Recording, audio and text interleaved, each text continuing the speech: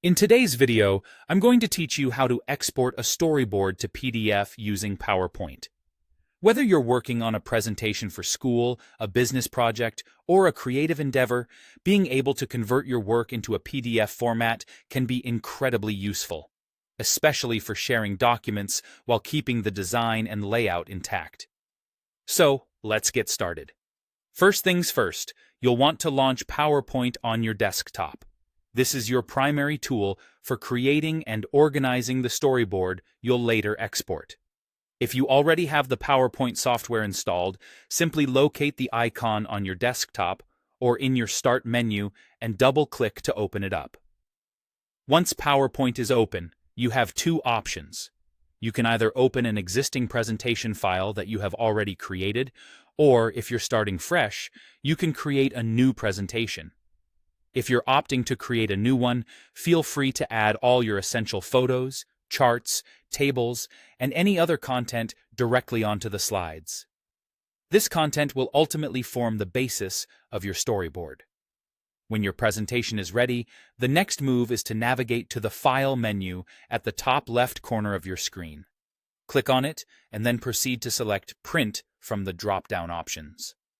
This action takes you to the print settings, which is crucial because PowerPoint uses these settings to determine how the document will appear in its final format.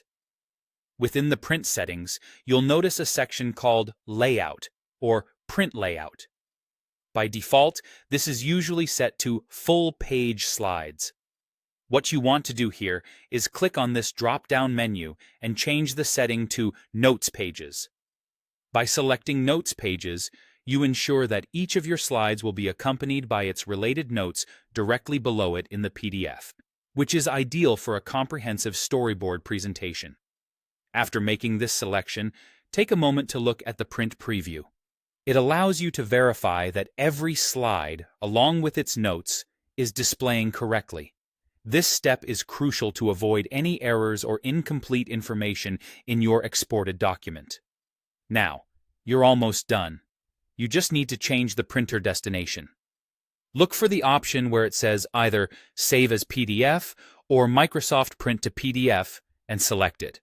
This setting will tell PowerPoint to export the document as a PDF rather than sending it to a physical printer.